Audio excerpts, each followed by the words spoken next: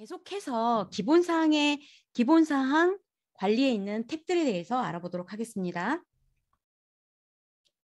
기본사항에 보니까 우리 이렇게 보직 구분이 이렇게 들어가 있어요. 그래서 부장 담임, 어떤 분은 교사 이렇게 입력이 돼 있을 텐데요.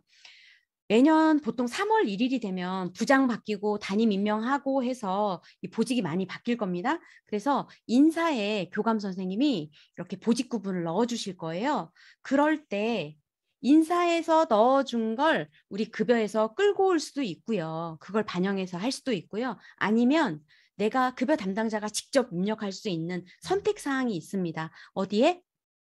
기준관리라는 항목에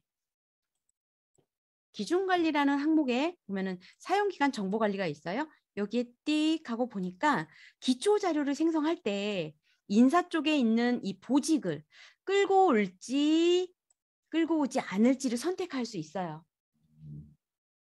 그래서 끌고 옴, 가져옴 이렇게 해주시면 3월 달에 교감 선생님이 막 입력을 해줬으면 그게 자동으로 선생님 A라는 선생님이 있으면 A라는 선생님이 부장도 맡고 있고 담임도 맡고 있고 이럴 때 부장 담임으로 입력해 주는 건데 이렇게 입력이 돼서 자동으로 끌고 옵니다.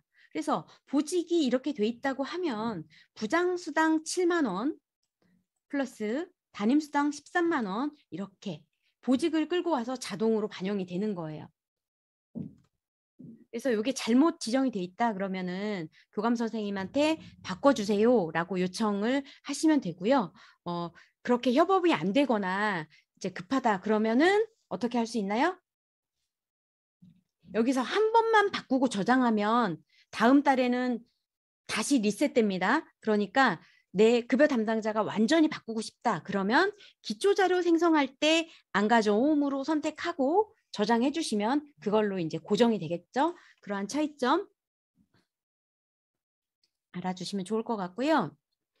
그 다음 기본사항에서 보는 이 급여 직종이라는 게 있습니다. 우리 행정실에서 지방공무원이 병가를 들어가거나 출산휴가 들어가거나 휴직을 하거나 그럴 때 대체직을 구하게 되죠. 저희가 보통은 행정대체라고 하는데 대체직을 구하게 될 때 급여가 어떻게 지급됩니까? 교육청에서 지급되죠. 교특에서 지급됩니다. 그러기 위해서는 급여 직종을 일반 계약직으로 선택을 해주셔야 돼요. 인사는 어디에서 입력합니까? 이 사람의 기본 데이터가 입력되는 곳은 공무원이 아니기 때문에 비공무원 인사에 입력하게 될 겁니다. 인사에 먼저 입력을 해주고 기초자료를 생성을 하면 이렇게 딱 뜰 거예요. 뜨고 나면 여기가 빈 공간이 돼 있을 때 일반 계약직으로 수정을 해주셔야 교특에서 본봉이 지급된다라는 사실 알아주시고요. 가족사항 가족사항 보시겠습니다. 가족수당을 받기 위해서 신청서를 제출을 해주면 가족사항에 입력해 주시면 되는데요. 입력하는 거는 너무 간편하니까 설명 안 드리지만 주의하셔야 할 점이 요거 있죠. 배우자라던가 뭐 부양가족이 장애가 있다 그러면은 장애 이렇게 체크를 해주시면 되는데 배우자는 연령하고 상관없이 받을 수 있어요. 수당을. 그렇지만 부모님 그다음에 자녀의 경우에는 연령 제한이 있습니다. 그렇기 때문에 부모님과 자녀 같은 경우에 장애가 있다라고 하면 꼭 입력해줘야 연령의 제한 없이 계속 지급받을 수 있으니까 이 부분 체크해서 입력해 주시고요. 그리고 뭐 지급 시작월 넣어주시면 되는데요. 여기서 제가 한 가지 팁을 드리고 싶은 거는 여기 소득공제인데요. 소득공제 yes, no 차이가 있습니다. 기본 소득공제 이거는 세금에서 감면을 받을 건지 말 건지를 이렇게 기본공제를 선택해 주시는 건데요. 기본공제 yes로 선택해 주시면 여러분들 다음 달 급여할 때 한번 비교해 보세요. yes로 놓고 일괄 한번 돌려보고 여기 세금 내역이 어디 있죠? 세금 내역이 있죠? yes로 놓고 급여 작업 돌리고 세금 내역 한번 확인해 보시고 노로 놓고 급여 작업 돌리시고 세금 내역 하시면 세금 떼어지는 게 달라요. 어떻게 다르냐? yes로 해놓으면 세금이 적게 떼어집니다. 적게 떼어져요. 그렇기 때문에 세금을 이 yes로 해서 놓으면 세금을 조금씩 떼니까 연말정산할 때 우리가 환급해 줄 금액이 적어지게 돼요. 그래서 저는 기본적으로 yes로 해놓기를 권장드립니다.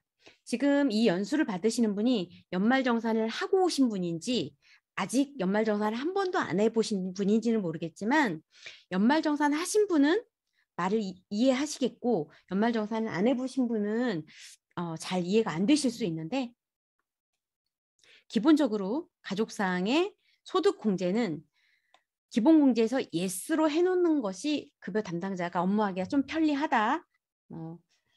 정도 알아두시면 좋겠습니다. 지급액은 지침에 따라서 알아두시고요.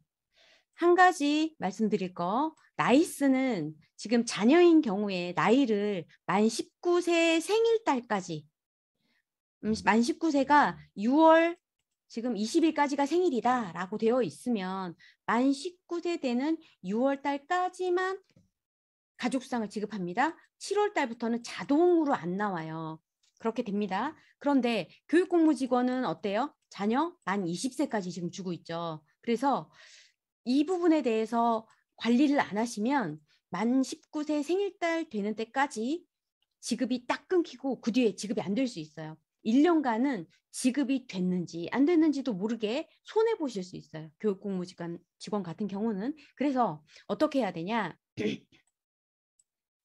연초에 교육공무직원 몇 명 안 되잖아요. 그리고 가족수당을 받는 사람 몇 명 안 되죠.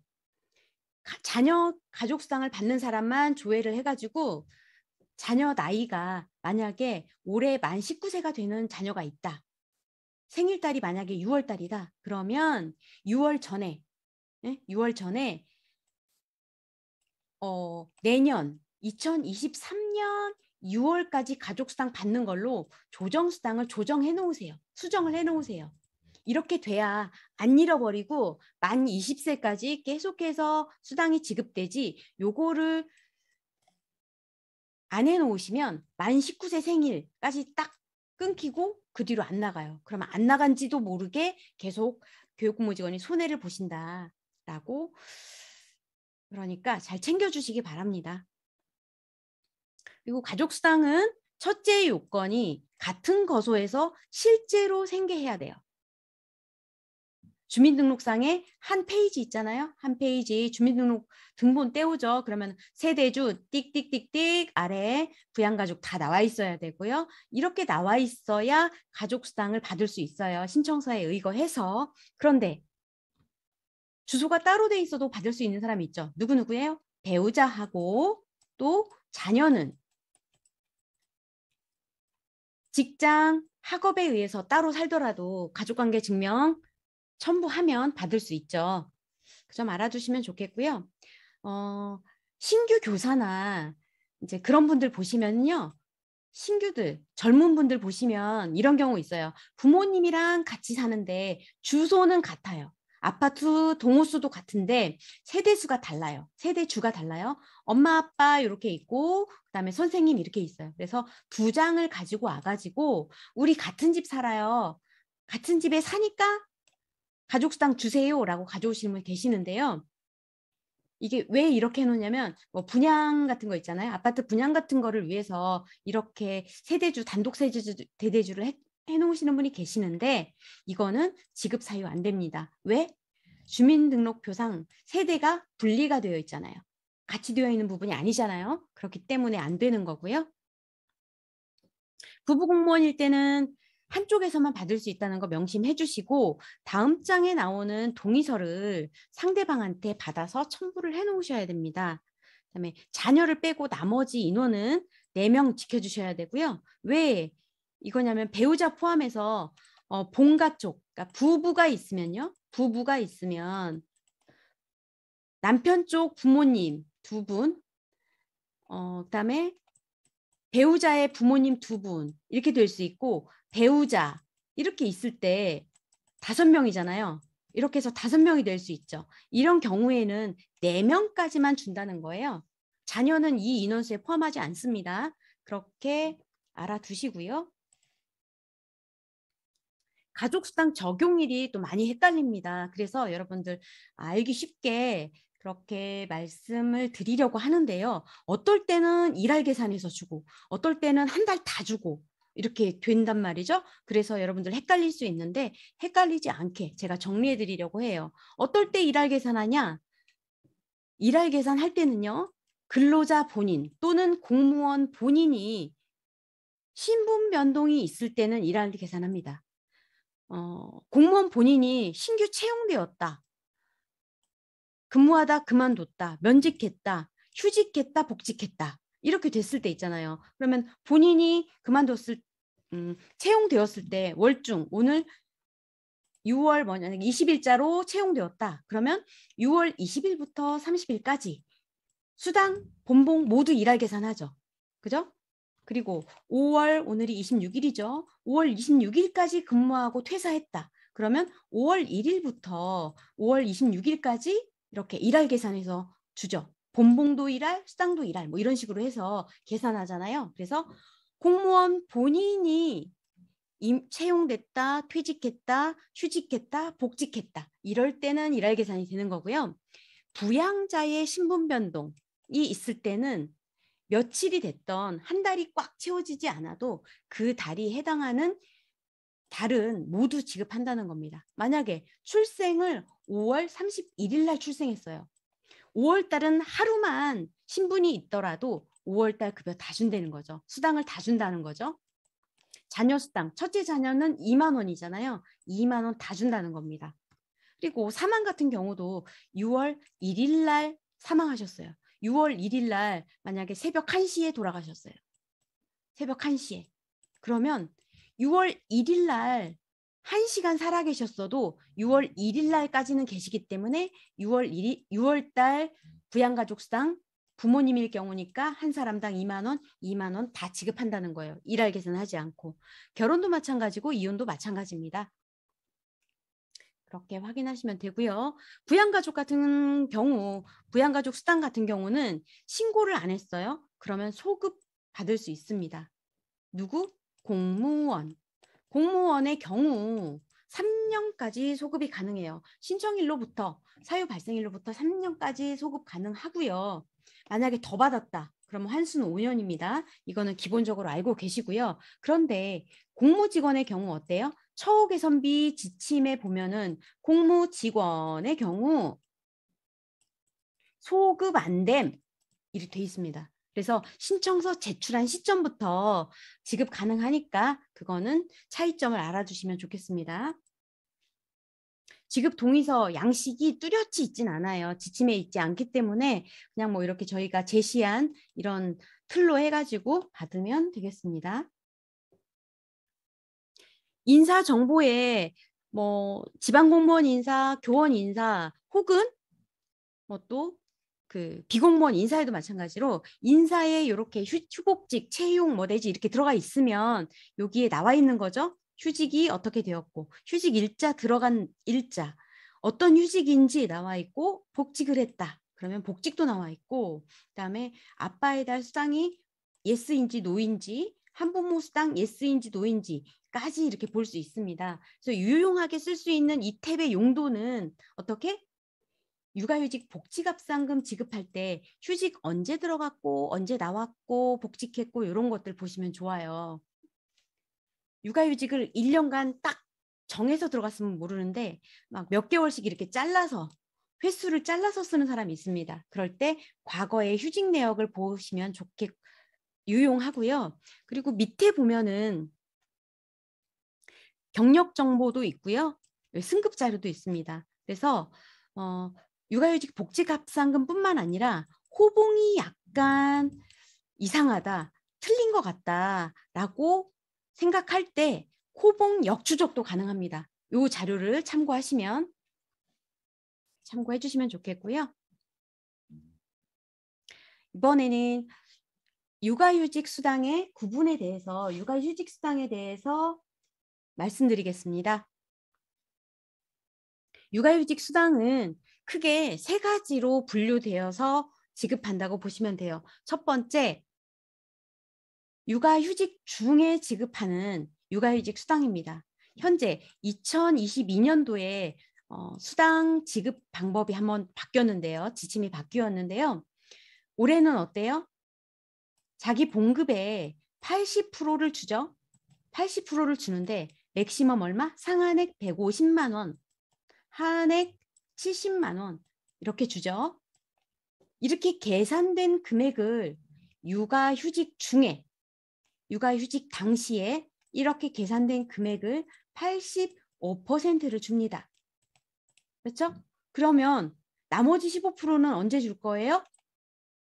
복직하고 나서 6개월 근무하면, 6개월 근무하고 7개월 때 될 때 급여에서 지급할 거예요.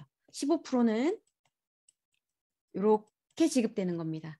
그래서 첫 번째, 세 번째 지금 설명이 되었죠? 그리고 두 번째는 아빠의 달 수당과 한부모 가족 수당인데요. 아빠의 달 수당은 어떠냐? 자녀가 있죠. 첫 번째 자녀, 두 번째 자녀, 뭐 세 번째 자녀 이렇게 있을 수 있는데 동일 자녀로 해서 첫 번째 자녀로 해서 만약에 아내가 먼저 육아휴직을 들어가고 그 다음에 남편께서 엄마 아빠라고 할까요? 엄마가 먼저 휴직을 들어가고 그 다음에 두 번째 아빠가 휴직을 했다고 해요. 육아휴직을. 그러면 첫 번째 휴직, 두 번째 휴직. 동일 자녀로 인해서 첫 번째 휴직하고 두 번째 휴직을 하는데 두 번째 휴직하는 사람한테 주는 거를 아빠의 달 수당이라고 하자라고 명명을 하는 겁니다. 이게 아빠가 아니라 엄마여도 상관없습니다. 아빠가 먼저 휴직하고 두 번째 엄마가 휴직을 해도 수당 이름은 그냥 아빠의 달 수당으로 우리가 부르기로 약속했다는 거예요. 요럴 때 어떻게 되냐? 첫 3개월은 어떻게? 봉급의 100%를 주고요. 그 다음에 상한액 얼마? 250만 원. 하한액 없습니다. 네, 이렇게 250만 원까지 주고요. 4개월부터 12개월까지는 어떻게? 육아휴직상하고 똑같이 월 봉급의 80% 주게 되는 거죠. 이것도 상한액 150만 원, 하한액 70만 원 이렇게 주죠. 그래서 요때도 마찬가지입니다. 육아휴직 중에는 85%를 주고 나머지는 육아휴직 복직 합산금으로 6개월, 복직하고 6개월을 근무해야 그 다음에 조건을 충족하면 받을 수 있다라는 점 알아두시고요. 아빠의 달 수당 말씀드렸죠? 한부모 수당 말씀드릴게요. 한부모 수당 같은 경우는 아빠의 달 수당이 뭐라 그랬어요? 먼저 부부 중에 어떤 한 사람이 먼저 휴직을 들어가고 두 번째 휴직 들어가는 사람, 요 사람한테 주는 게 아빠의 달 수당이다라고 말씀을 드렸는데 한부모 가족의 경우에는 한 자녀를 놓고 먼저 휴직 들어가고 두 번째 휴직 들어가고 들어갈 배우자가 없습니다. 그렇기 때문에 아빠의 달 수당에서 주는 혜택을 한부모 가족에게 주는 거예요. 그래서 한부모 가족으로 육아휴직을 신청을 하면 인사에도 예스로 되어야 되고요. 네, 그러면 나이스가 자동으로 계산합니다. 그렇게 해서 계산하면 첫 3개월 동안에는 아빠의 달 수당과 동일하게 봉급의 100%를 지급하고요. 첫 3개월, 그 다음에 상한액 250만 원만큼 이렇게 지급합니다. 4월 달부터는 어때요? 12개월까지 예, 육아휴직 수당하고 똑같이 월 봉급의 80%를 지급을 하죠. 이것도 마찬가지로 육아휴직 중에 85%를 지급하고 복직합산금 15%는 복직하고 6개월 근무하고 조건이 충족되면 그때 지급합니다. 여러분, 여기에서 아빠의 달 수당을 보도록 하겠습니다. 아빠의 달 수당이 제가 첫 번째 먼저 휴직하는 사람이 있고 두 번째 휴직하는 사람한테 주기로 했다고 하는데 이 아빠의 달 수당을 공무원만 받을 수 있나요? 라고 질문 주시는 분이 있어요. 공무원만 받을 수 있는 건 아니고요. 일반 회사를 다니거나 뭐 일반 회사를 다녀도 상관없습니다. 증빙만 되면 돼요. 배우자가 먼저 휴직을 들어갔다는 거에 대한 증빙만 해주면 우리 쪽에서 공무원 측에서 아빠의 달 수당을 받을 수 있는 겁니다. 그리고 이런 경우도 있어요. 저의 경우도 직접 경험을 해봤는데 부부 동시에 들어가는 경우도 있습니다. 육아휴직을. 한날 한시에 요이 땡 해가지고 같이 들어가는 경우 있어요. 그러면 동시에 들어가는 경우도 어떤 한 사람은 아빠의 달 수당을 받을 수 있어요. 그런데 이 지침에 대해서 모르시는 분이 계세요. 그래서 이분도 그냥 일반 육아휴직으로 신청을 하고 이분도 일반 육아휴직으로 신청을 한 거예요. 그래서 저는 이제 제가 부부 공무원인 걸 알고 또 두 분이 동시에 휴직을 들어간다는 소식을 알고 있어서 이 선생님께 물어봤어요. 선생님 인사 사항을 보니까 일반 육아휴직으로 신청을 하셨던데 그렇다면 배우자가 혹시 아빠의 달 수당 받을 수 있게 신청을 했나요? 물어봤더니 그 선생님 하시는 말씀이 그게 뭐예요? 라고 하시는 거예요. 둘 다 모르니까 둘 다 일반 휴직으로 신청을 하신 거예요. 그래서 제가 안내를 드렸더니 우리 학교에서 그럼 우리 학교 거를 아빠의 달 수당으로 신청하겠습니다 라고 말씀하시더라고요. 근데 그거를 저희가 하나요? 교원이시기 때문에 교무실에서 교육청으로 공문을 발송을 해야 됩니다. 그래서 인사발령 수정 공문을 다시 발송을 해서 교육청에서 아빠의 달 수당 여부에 예스로 수정을 해주셔야 나이스도 자동으로 계산되고요. 그죠? 나이스로 자동으로 계산돼서 아빠의 달 수당 첫 3개월 동안 계산을 하게 되고 또 인사의 근거 자료가 아빠의 달 수당이라는 근거 자료가 인사에 들어가 있어야 우리도 수당을 줄 수 있는 근거가 있는 거잖아요. 그래서 인사에 꼭 반영을 해주도록 그렇게 주면 좋겠고요. 아빠의 달 수당이나 한부모 가족 수당은 해당자가 반드시 신청을 해야 됩니다. 그래야지 공문 작성할 때 아빠의 달 수당 여부에 yes, no 표시해서 공문 발송을 합니다. 그렇게 알아두시면 되고요. 그리고 육아휴직 수당 지급 시 주의사항을 말씀드릴게요. 육아휴직 수당 지급할 때 유의하셔야 될 게 있는데요. 자녀를 기준으로 해서 최초 육아휴직 당시 휴직 개시일이 있죠. 이때 본봉액을 지급으로 합니다.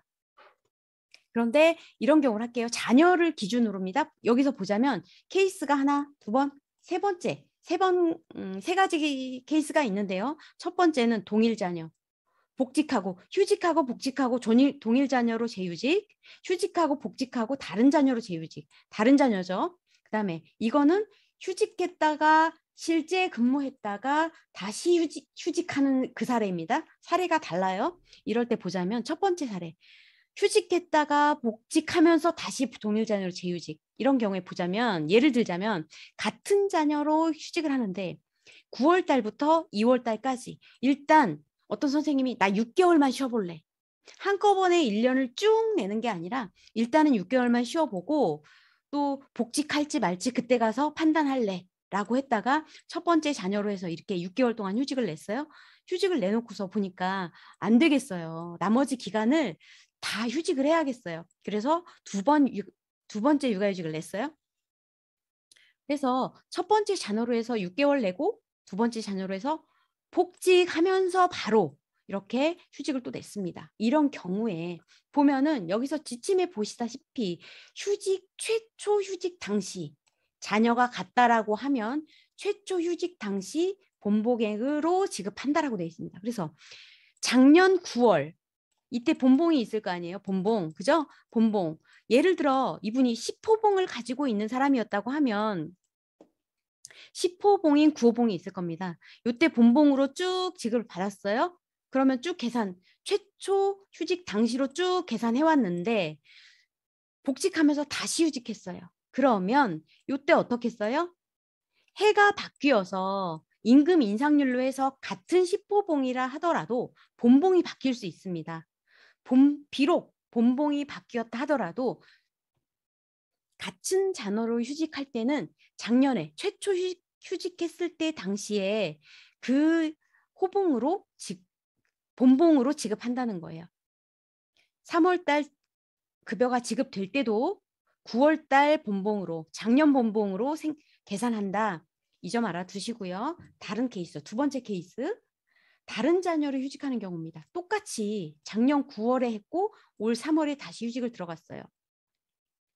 그러면 작년에는 첫 번째 자녀, 올 3월에 들어갈 때는 두 번째 자녀로 휴직을 들어가요. 이때 9월부터 2월까지는 해가 바뀌어도 이 1월 달로 해가 바뀌어죠. 그럴 때 작년 9월 달 본봉으로 해서 계속 지급합니다. 2월 달까지는. 그런데 두 번째 자녀로 복직하면서 휴직을 다시 들어가는데, 근무하지 않고 휴직을 바로 다시 들어가는데 두 번째 자녀로 했죠? 두 번째 자녀로? 그러면 휴직 사유가 바뀌는 겁니다. 휴직 사유가 바뀌면 우리 인사에 어떻게 되냐면 작년 9월 달에는 이렇게 됐을 거예요. 육아휴직 첫째, 3월 달에는 육아휴직 둘째, 이렇게 될 거예요. 휴직 사유가 바뀌는 겁니다. 그럴 경우에는 3월 달, 자녀를 기준으로 하니까 3월 달 둘째 자녀의 본봉으로 그렇게 본봉 계산을 한다라고 보시면 됩니다. 그래서 이 경우에는 복직하면서 근무를 하지 않기 때문에 호봉 재획정을 하지 않아요. 그러니까 휴직과 휴직이 이렇게 맞물릴 때 있잖아요. 요 사이에 근무를 하지 않아요. 근무가 없어요. 그러면 호봉 재획정을 하지 않습니다. 그렇기 때문에 호봉은 10호봉 그대로 가는 거예요. 작년 9월 10호봉, 올 3월 10호봉. 중간에 근무하지 않기 때문에 호봉 재획정이 없다. 그러나 차이점은 작년 9월 10호봉은 첫째 자녀이기 때문에 작년 9월 본봉으로 쭉 2월 달까지 가는 거고, 올 3월 10호봉은 2022년 본봉이 올랐어요. 임금 상승률로 인해서 그 본봉에 의한 10호봉으로 인상되었으면 그 인상분을 반영해서 한다라고 하는 겁니다. 이거와 이 두 번째는 차이가 있다라는 사실 알아두시고요. 이 경우에는 앞서 정근시장 설명할 때 말씀드렸죠. 출산하기 전에 뭐 경우는 여러 가지가 있을 수 있습니다. 출산하기 전에 출산할 때 어때요? 출산 휴가를 내죠. 근데 임신 중에 좀 뭐 유산기가 있다던가 그러면 먼저 출산 전에 육아휴직을 낼 수 있죠. 임신 기간 중에도 육아휴직을 낼 수 있죠. 육아휴직을 먼저 냅니다. 이렇게 냈다가 출산 휴가를 내요. 출산 휴가는 뭐예요? 곧 근무하는 거죠. 근무. 그죠? 출산 휴가는 곧 근무입니다. 어떻게 해요? 복직을 하는 거잖아요. 육아휴직을 하다가 복직을 합니다. 복직을 하면서 출산 휴가를 내는데 실제 근무하게 되면 또 한 가지 인사가 뭐예요? 인사가 뒷받침되는 게 호봉 재획정을 합니다. 휴직하다가 복직을 하면 호봉 재획정을 하게 돼요. 어떨 때? 실제 근무할 때. 복직과 복직이 바로 이어지면 재획정하지 않지만 이 경우에는 실제 근무하게 되니까 재획정을 하죠. 그리고 출산 휴가를 한 다음에 그 다음에 다시 재휴직을 들어갑니다. 그런 케이스예요. 그걸 말하는 거고 그럴 때 호봉과 본봉이 변동될 수도 있어요. 왜냐하면 출산 휴가 할 때 출산 휴가로 해서 그 근무 기간 동안에 앞서서 육아휴직한 거를 반영해 주니까 호봉 재액 정하면 호봉이 하나 오를 수도 있고요. 출산 휴가 기간에 정기 승급이 있을 수도 있습니다. 그래서 이때 휴직 기간, A라는 기간의 휴직 기간과 B라는 기간의 휴직 기간의 호봉이 다를 수 있어요. 그래서 A라는 기간 근무, A라는 기간에 휴직하고 B라는 기간에 다시 휴직을 들어갔어요. 이런 때는 본봉, 육아휴직 수당 계산할 때 어떤 기점으로 하냐? 요때. A라는 기간은 처음 들어가는 요때 시점으로 하고요. 요때 본봉으로 쭉 가는 거고 B라는 기간은 다시 시작하는 근무 뒤에 다시 휴직이 시작되죠. 그래서 시작되는 이 시점으로 해서 끝날 때까지 이때 호봉으로 가는 겁니다. 이해되시죠?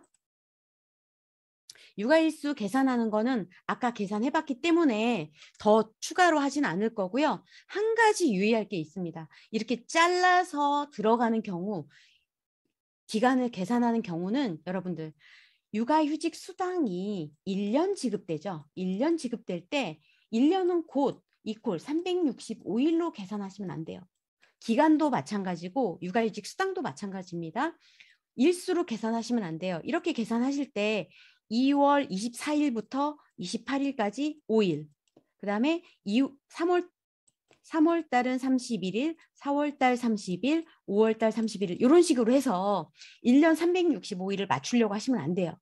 아까 말씀드린 대로 역에 의한 계산에 의해서 2월 24일부터 3월 23일까지가 한 달, 4월 23일까지가 두 달, 5월 23일까지가 세 달, 6월 23일까지가 네 달, 7월 23일까지가 다섯 달이에요. 5개월, 나머지 7월 31일까지니까 24, 25, 26, 27, 28, 29, 30, 31, 8일이죠.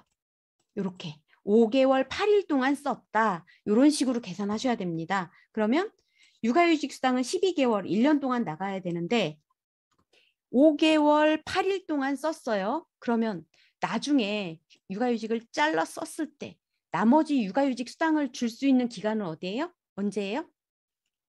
12개월에서 요걸 빼니까 6개월 22일이 남습니다. 12에서 뺀다고 생각해요. 한 달 빌려주죠? 그러면 한 달 빌려준 건 30일로 계산하는 거예요. 30일에서 8일 빼니까 22일, 여기는 11개월 되죠? 6개월. 이런 식으로 해서 앞으로 잘랐을 때 이때 이후로 육아휴직이 쭉 된다. 그러면 6개월 22일치만 수당을 더 주시면 됩니다. 그런데 이게 나이스가 잘 잡아줄 수도 있고 잘 안 될 수도 있어요. 그러니까 기본 지침을 잘 아시고 해주시라는 거예요. 육아휴직 수당 지급률에 대해서 말씀드리겠습니다. 이게 변천사가 지금 쭉 있는데요. 변천사를 헷갈리게 왜 이렇게 다 써줬습니까? 합니다만 피가 되고 살이 되고 다 필요하기 때문에 지금 넣어줬습니다. 근데 지금 휴직 들어가는 사람은 과거의 거 생각하지 마시고 요거만 생각하세요. 그러면 되는데 현재 육아휴직을 했다가 복직하는 사람들 있잖아요. 복직하는 사람들은 복직합산금을 계산해 줘야 되니까 요 과거의 내역이 필요합니다. 왜냐하면 요율이 다르잖아요. 이렇게 19년도부터 한 사람은 첫 3개월 80, 4개월부터 50. 그 이전에는 첫 3개월 80, 4개월부터 40.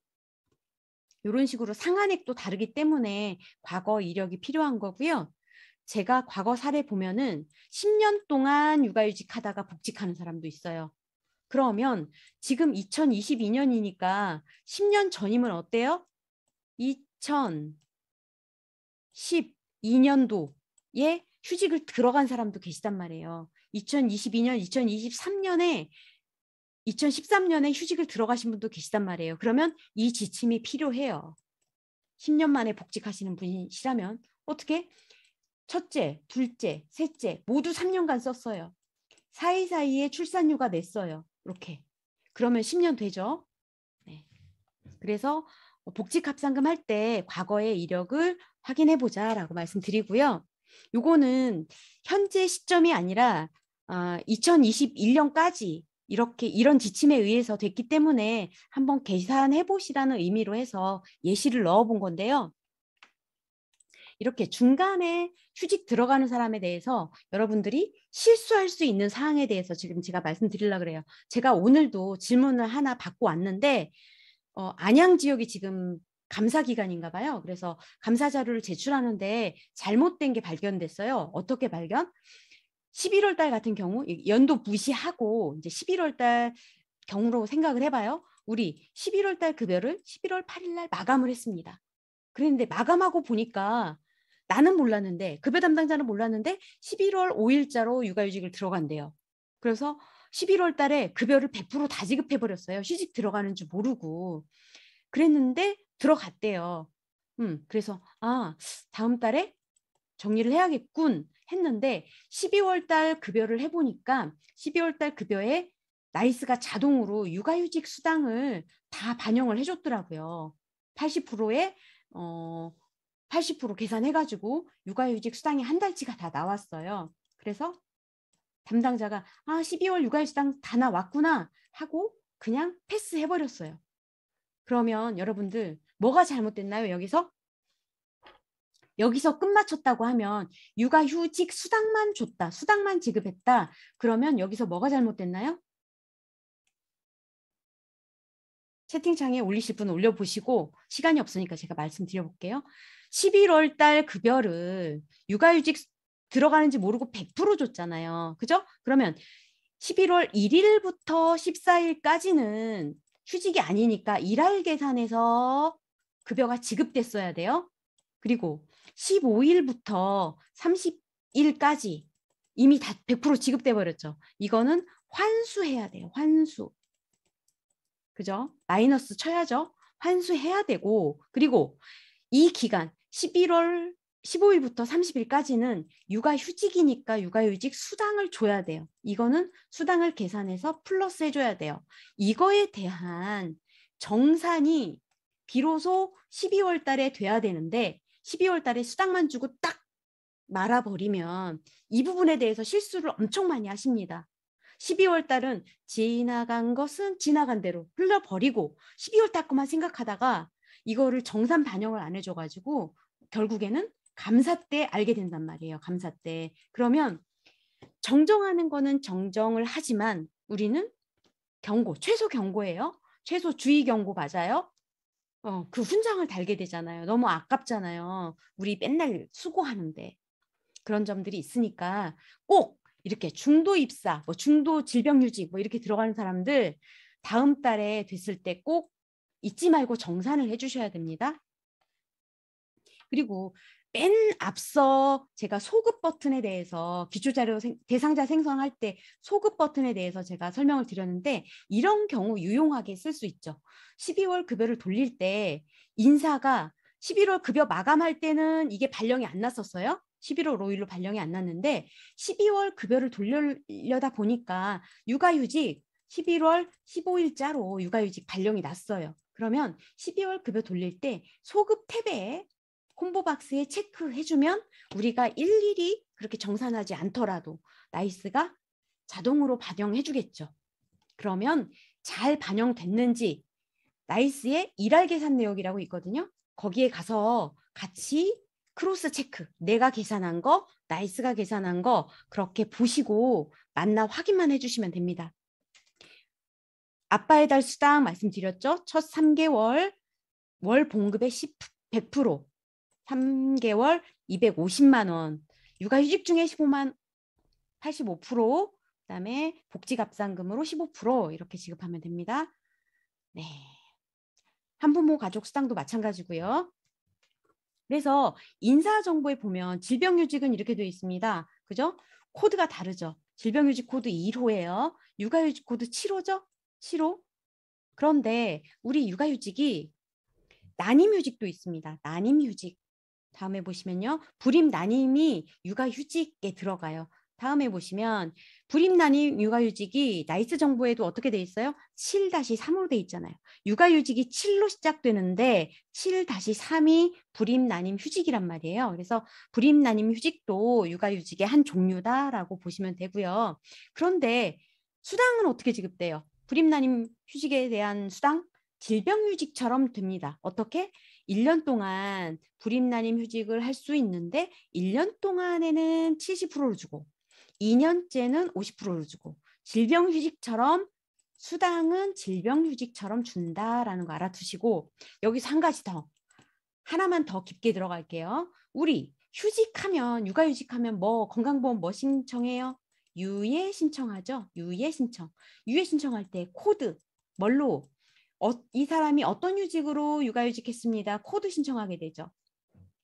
그럴 때 이분은 육아휴직으로 했어요. 그러니까 코드 신청할 때 육아휴직으로 신청해주면 됩니다. 질병휴직에 대한 수당을 받는다고 해서 질병휴직으로 신청하는 게 아니라 코드는 육아휴직으로 하시면 됩니다. 이렇게 해주셔야만 건강보험료 할 때 건강보험료 유예 신고할 때 육아휴직으로 신청을 하면 최저보험료를 받아요. 만약에 뭐 육아휴직을 1년 동안 했다. 그러면 1년 동안의 보험료를 건강보험료 12달이죠. 1년이면 12달이죠. 12달 보험료를 최저보험료로 납부를 하는 거예요. 육아휴직 기간에는. 불임 난임을 돈을 많이 받는다고 해서 질병휴직으로 하면 이거 다 내야 돼요. 이 받았던 금액에 대해서 건강보험 요율 적용해서 보험료를 많이 내게 됩니다. 많이 내게 되지만 유해 신고할 때 육아휴직으로 하면 최저보험료를 받는다는 점을 한 가지 더 살펴봤습니다. 여기서부터는 복지갑상금입니다. 15% 6개월 근무해야 된다라고 말씀드리고 6개월 이상 근무해야 되는데 만약에 3월 15일 날 복직을 했어요. 그러면 9월 14일까지 근무해야 되는 게 6개월입니다. 그렇죠? 그렇죠, 여러분? 그래서 6개월까지 근무하고 7월 17일 날도 만약에 근무를 하고 있다. 쭉 근무하고 있다. 그러면 7월 17일 날 9월 달 급여에 복지갑상금을 계산해서 넣어줄 수도 있고 아니면 10월 달 급여에는 반드시 넣어주셔야 돼요. 그런데 이렇게 줘야 되는 시점을 깜빡했어요. 깜빡했으면 10월 달에 늦어도 10월 달까지는 줘야 되는데 10월 달에 안 줬어요. 그러면 여러분 11월 달에 생각날까요? 내가 스스로? 12월 달에 생각날까요? 1월 달에 생각날까요? 영원히 생각 안 납니다. 갑자기 생각나지 않아요. 그래서 세월이 흐르고 흘러서 나는 다른 학교로 전보를 가고 후임자한테 인수인계도 안 하고 이 선생님은 3년 동안 못 받을 수 있어요. 그러면 요즘 급여가 많고 이제 그 지급률이 높아졌기 때문에 계산하면 200만 원 이상이 될 수 있어요. 그래서 소멸시효 3년이 지나서 우리가 줄 방법이 없어요. 그러면 소송을 걸어올 수도 있고 급여 담당자가 물어내야 될 수도 있어요. 그러니까 잊지 말고 꼭 지급하시자라고 하고요.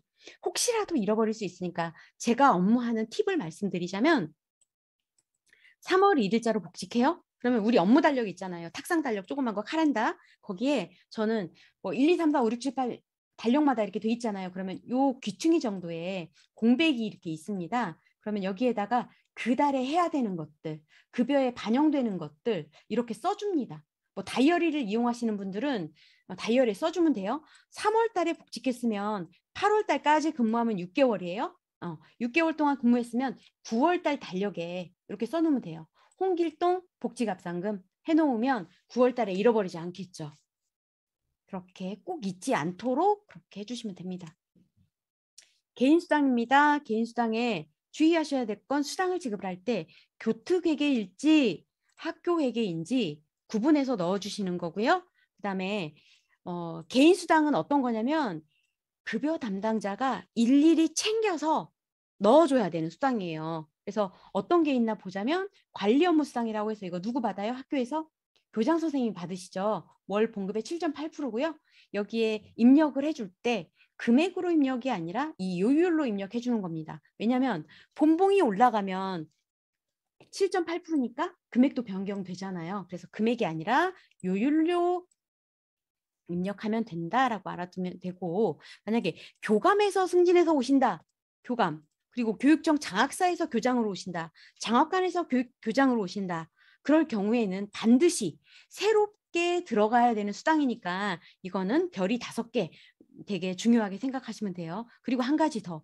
다른 학교에서 교장하시다가 우리 학교에 교장으로 오세요. 그런 경우라도 전 학교에서도 교장이셨더라도 다시 한번 살펴보셔야 됩니다. 전 학교에서 급여 담당자가 실수해서 안 줬을 수도 있어요. 그러니까 꼭 강조드리는 바고요. 교직가산 1, 연령이죠. 연령 조건 플러스 교육 경력 조건 2개 다 만족을 해야 주는 수당입니다. 그래서 만으로 55세 이상, 생일달이 지나면 줄 수 있는 거고요. 그 달부터 주는 게 아니고요. 생일달이 지난 다음 달부터 줄 수 있는 거고 교육 경력 30년이 될 때 줄 수 있습니다. 그래서 1일부터 주신다고 보시면 되는데요. 이거는 교육 경력을 계산해야 되기 때문에 이거는 교감 선생님이 내부 결제를 해주셔야 돼요. 교육 경력을 계산해서. 그래서 여러분 인사에 보시면 정근 수당할 때 호봉이 있고 그다음에 근속 연수가 있죠. 이거 이꼴 교육 경력이 아닙니다. 교육 경력은 순수 교육했던 경력을 얘기하는 거예요. 그래서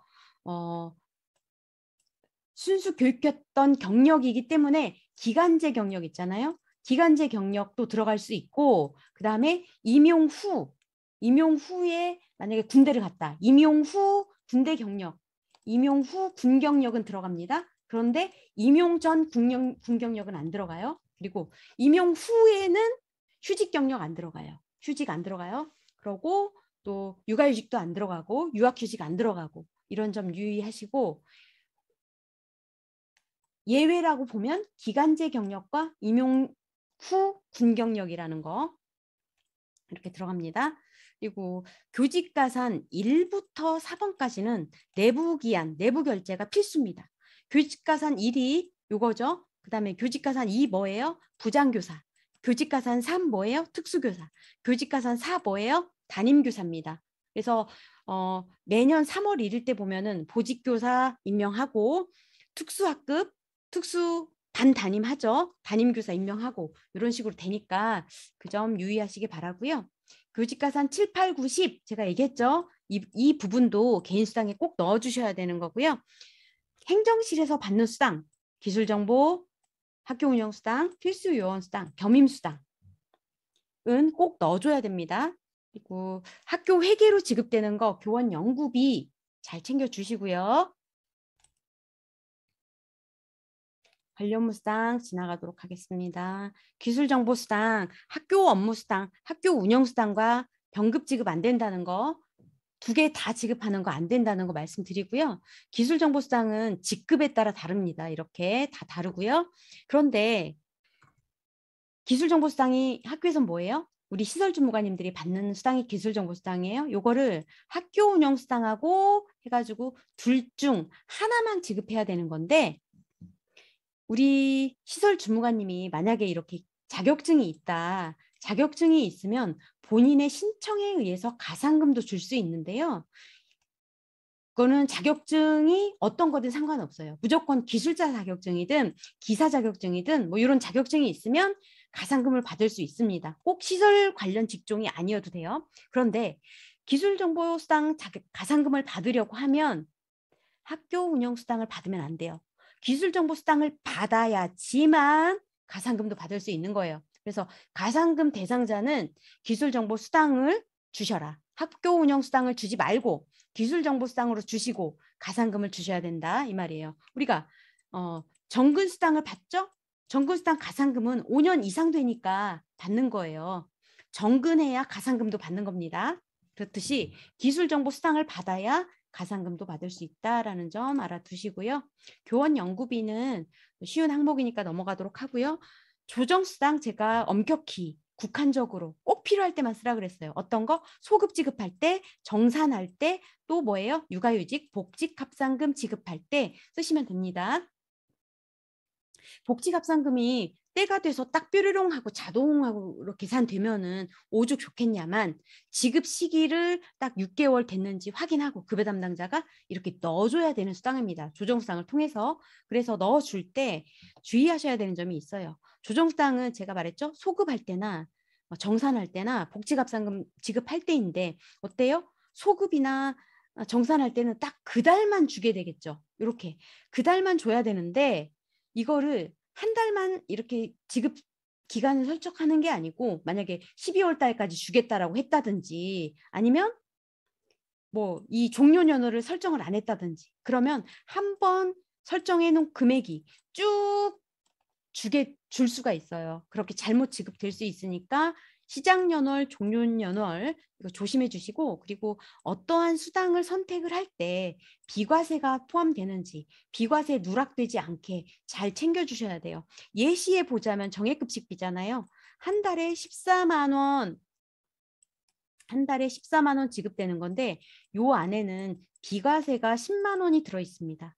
한 달에 비과세 받을 수 있는 게 맥시멈 10만 원이에요. 근데 정액급식비를 지난달에 안 줘서 요번 달에 소급해서 줍니다. 그러면 2달치를 주니까 28만 원이죠.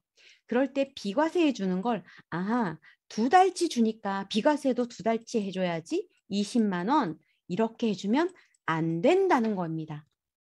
그거 말씀드리고요. 여기서 한 가지 더 말씀드릴게. 사유 적조 여기에. 조정수당 할 때 입력에 사유를 넣었는데 이거는 간단히 아니고 자세히. 이게 이제 텍스트 길이가 있어요. 텍스트를 넣을 수 있는 길이가 있는데 텍스트에 넣을 수 있을 만큼 자세히 써주고요. 왜냐하면 후임자도 잘 알 수 있게 자세히 작성. 그리고 별도의 내부 기한 한 게 있다. 그럼 관련 대우를 써서 후임자가 잘 확인할 수 있도록 해주시기 바랍니다. 그래서 그 정액급식비 말씀드린 대로 한 달에 비과세 될 수 있는 거는 한도가 있습니다. 이 한도를 잘 지켜주셔야 되는데요. 가족수당의 경우 어떤 거? 6세 미만 자녀가 받는 가족수당 월 얼마? 10만 원. 정액급식비 월 10만 원. 교원연구비 월 20만 원 이렇게 있습니다. 그러면 교원연구비에 대해서 설명을 드려볼게요. 교원연구비 중고등학교는 모든 분이 다 5만 5천 원씩 정액으로 받습니다. 급여에 나이스에 들어가죠. 그죠? 그 학교에게를 주지만 나이스에 넣어서 작업을 합니다. 그러면 자동으로 비과세 5만 5천 원이 이렇게 교원연구비 비과세로 처리가 돼요. 5만 5천 원이 전부 다 처리가 돼요. 그런데 월 20만 원까지 비과세 되는데 어떤 분을 안 줘서 한 4개월치를 준다고 해봐요. 20만 원, 22만 원을 소급을 해서 줘야 되죠. 이렇게 4개월치를 한꺼번에 준다고 하면 22만 원을 소급을 줘야 되는데 20만 원까지만 비과세니까 20만 원 비과세 처리를 해줘야 된다는 거예요. 2만 원은 과세겠죠. 요거에 따라서 세금 계산이 달라지니까 꼭 지켜주셔야 되고요. 여기서 한 가지 더. 수석교사 있는 학교 있을 거예요. 수석교사 있는 학교는 나이스로 계산되진 않지만 에듀파인으로 매월 40만 원씩 지급합니다. 이것도 교원 연구비성으로 포함되는 금액이에요. 그래서 에듀파인으로 지급하지만 지급할 때마다 지급 딱 하면 지출결의서 딱 출력해가지고 연말정산 폴더에 하나씩 다 저장해 놓으시고 그때그때마다 급여외 수당이라는 탭이 있습니다. 급여외 수당이라는 탭 뒤에 설명할 건데요. 그거에 매월 입력해 주셔야 됩니다. 그래야지 세금이 그때그때 잘 정산이 되고요. 40만 원 지급할 때 5만 5천 원은 비과세 이미 나이스에 들어갔죠? 그러면 14만 5천 원이 비과세 한도액으로 남습니다. 비과세 해줄 수 있는 돈이 이게 남아요. 그러면 40만 원을 받을 때 14만 5천 원은 비과세 처리해주고 급여의 수당 입력할 때 수당 받는 거 40만 원, 수당 40만 원 이렇게 넣고 비과세 얼마냐? 14만 5천 원을 넣어주시라는 얘기예요. 초등 같은 경우는 수석교사 6만 원 이렇게 받아요. 교원연구비 6만 원이에요. 그러면 한도액 얼마 남습니까? 14만 원 남잖아요. 한도액이. 그죠? 14만 원 남으면 수당 받는 거 40만 원, 비과세 14만 원 이렇게 해줘야 14만 원에 대한 거는 세금이 안 물린다라는 사실 알아두시기 바랍니다. 기타 수당은 행정대체에 급여 할 때만 사용한다라고 보시면 돼요.